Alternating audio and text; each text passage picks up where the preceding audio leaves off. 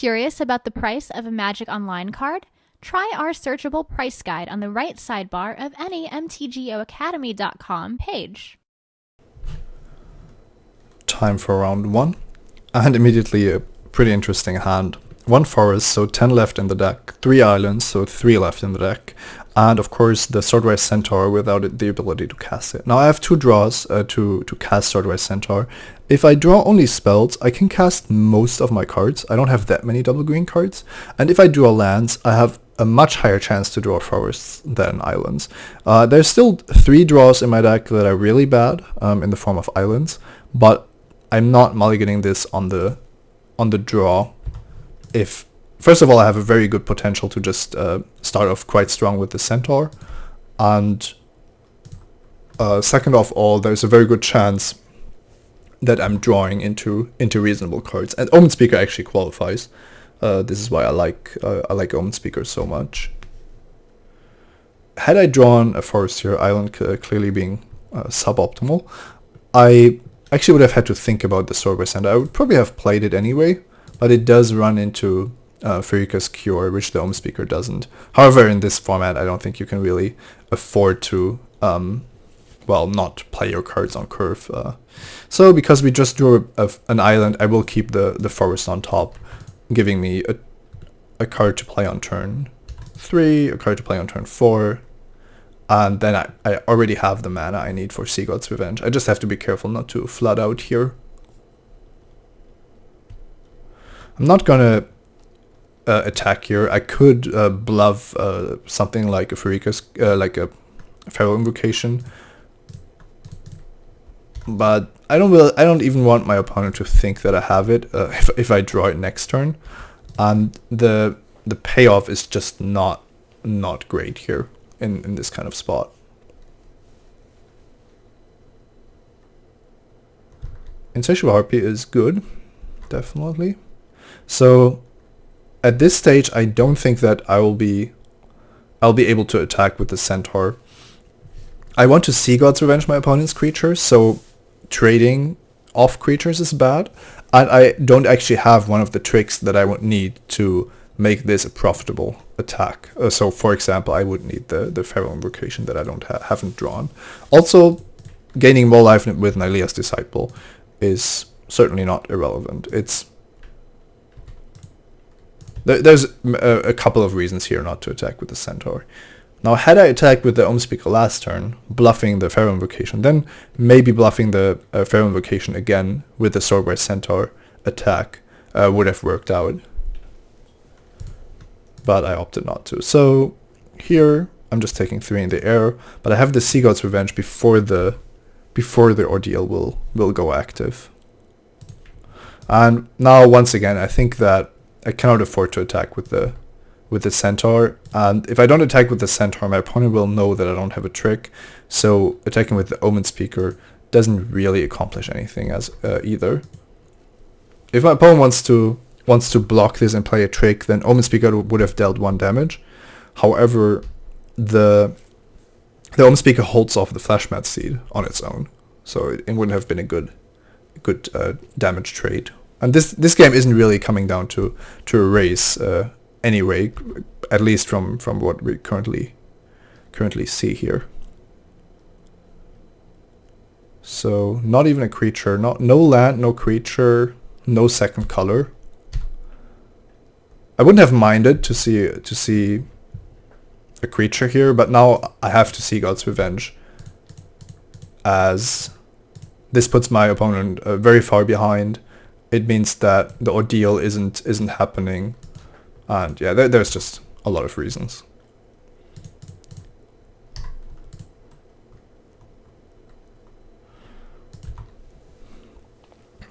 I'm going to draw an aspect of Hydra. I decided to keep that.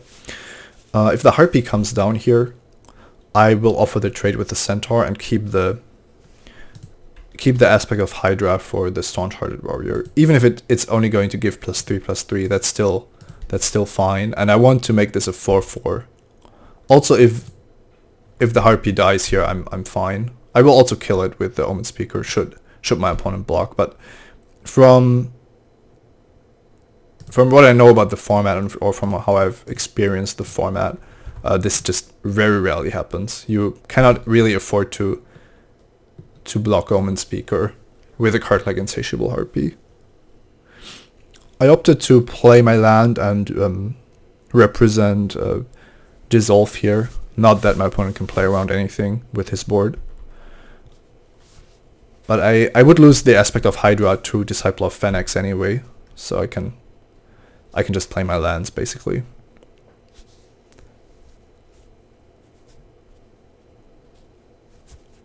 I'm hoping that I can attack for lethal with Aspect of Hydra. Oh, that's unfortunate. On the other hand, Asphyxiate didn't really kill anything else here.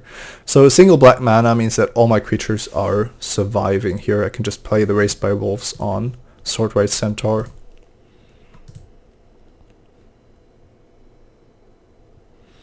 And now the only real question is if I should play the Aspect of Hydra to actually attack for lethal, or if I wait one more turn, not showing my trick.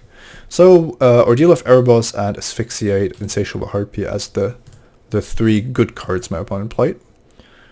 And then let's see, Savage Surgeon not the best against Asphyxiate. Actually a disadvantage that's sometimes relevant. Sky Reaping is an option for me here. I don't know the second color, so here it's actually quite relevant. If I knew that my opponent was a blue-black, for example, I would definitely bring in the Sky Reaping. But from what I've seen, the Harpy might actually be the only flyer in my opponent's deck. I kind of want to bring in the Cetacean Starbreaker as a way to deal with an Ordeal that's threatening to grow out of hand. I think that's a pretty easy include. Just to generate some value, and also have as a backup. I'm leading 1-0, so I'm willing to be a bit more conservative, and that means I should probably take out Aspect of Hydra or Warrior's Lesson, both of which have the potential to be quite bad. Warrior's Lesson in particular on the draw. However, it has the higher upside, and Aspect of Hydra is also bad if I just don't get a board presence going. So let's try the Starbreaker instead of one of my tricks.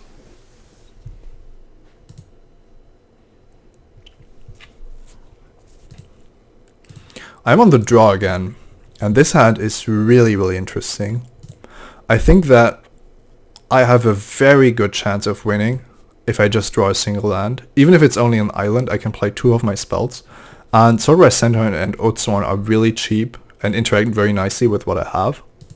There is the danger that I don't draw a land in 2 draw steps. I'm drawing towards 16 lands, so I have a 50% chance, just very approximately 50% chance to hit now, and then 50% chance to hit again. I'm keeping this hand. I think it's actually just too powerful not to keep. It's a bit of a gamble, clearly, as every one land hand is, but this, I think, is an exception to the rule. If I draw my lands, if I just draw lands, for example, till the end of the game, then this is almost an unbeatable hand with the Centaur into the Oathsworn. And if I don't, then it's quite bad, of course.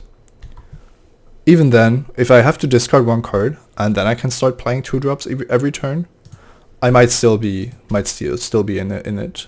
Alright, this is not a land. So I'm discarding here. Question is, if I discard Sea God's Revenge, that seems better than discarding Griptide, just because of mana. Yeah, just because this is 6 mana.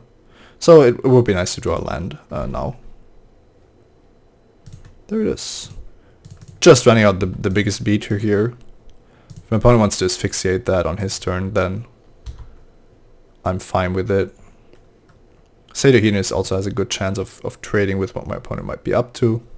And I want to keep the Leaf Conduit in hand as long as possible.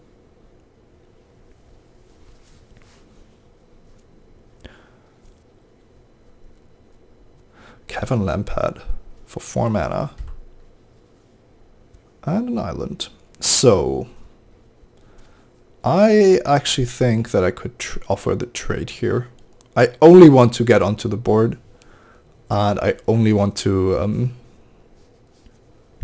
make sure that my handful of spells is getting active. I'm still threatening Feral Invocation here, so because if my opponent doesn't want to block, I'm more than fine with that. Maybe he wants to put an Ordeal on Cavern Lampad or something like that. I'm also holding a gain 6 spell in Nylea's Disciple, which, for example, the Horizon Chimera wouldn't have been able to provide. Alright, Dragon Mantle is a solid card, I guess. But like I said, with an Nylea's Disciple in hand, I'm actually not too concerned. The Starbreaker for the Dragon Mantle. Don't have a land yet. Leafcrown Dryad not really better than the Hedonist on this board. I can represent Trite Tactics here, but my opponent's creature is unblockable. I can represent Retraction Helix, but that's not really effective if you have a creature with Summoning Sickness. So I don't think it matters what I leave up here. One line of play my opponent has is to just spend all of his red mana to deal quite a lot of damage to me. But this looks a lot more reasonable. Just keeping my board rather low on permanence is, I think, a good decision. However, I'm somehow not winning the race, but I'm even in the race with a Griptide and an Nylea's Disciple in hand. So I could kill the Dragon Mantle here, and alternatively I could Griptide the Lampad. The Lampad is dealing 2 each turn, and the Starbreaker gives me another attacker, as well as one devotion to green. So now the race should actually be swinging in my favor, and I can use the Griptide on something more scary. And the Race by Wolves and Nylea's Disciple combination hopefully wins me the race, no matter what happens. Alright, this is pretty much perfect. My Griptide is going to be really nice. And the one question is if I want my opponent to draw the Cavern Lampad, or if I want my opponent to draw a random card and then the Lampad. Intuitively, I would say that I want my opponent to draw the Lampad. What I don't want to have happen is that my opponent draws a creature, plays it, and then has the Lampad to bestow. I still think that I'm pretty easily winning this, but I'm Griptiding here just to be safe. If my opponent had a creature in hand, I think he would have played it. So now I expect a 4 mana 2/2 to come down.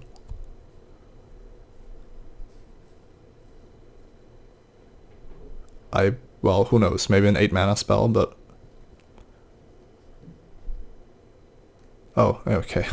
Just a bit of complaining here. Didn't draw a land because I Griptided for the first time. I mean, he Rage of Perforos, so he must have drawn a non-land at some point. So, if my opponent is really on only lands, then the Race by Wolves is the best play here. Attacking for 6. Now, it's very, very unlikely that my opponent is holding a damage-based removal spell. He would have had to use it on one of my creatures. Even though my creatures suck, I don't think there's a way to not kill them when you are going down to 8.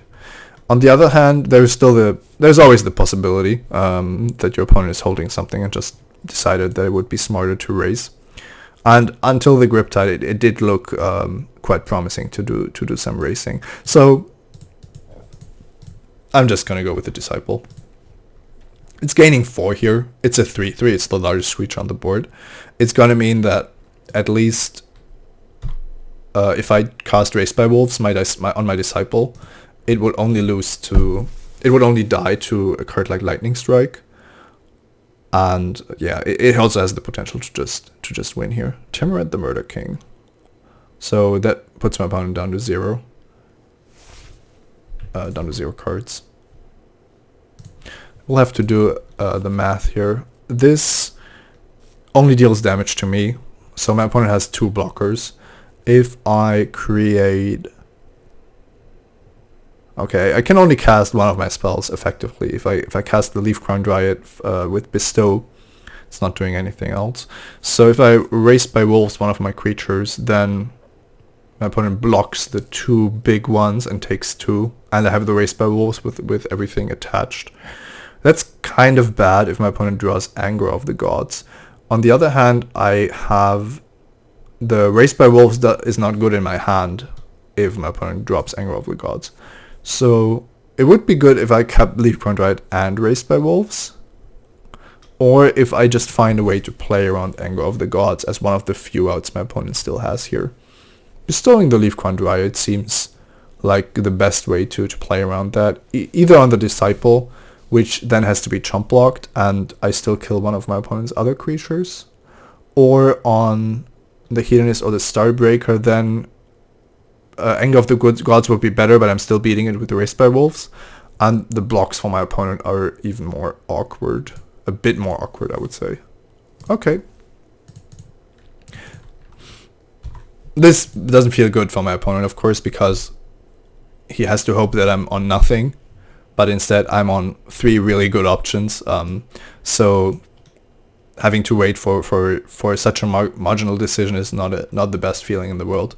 However, I still want to make sure that there isn't a sequence of draws that I'm losing to, which is why I spent some time doing exactly that. This seemed quite easy, but this was also kind of a weird draw with a lot of spells and not a lot of creatures. So, and the Starbreaker also did something. It wasn't amazing, but yeah, sometimes you can miss your second land drop and still win quite easily. See you next round.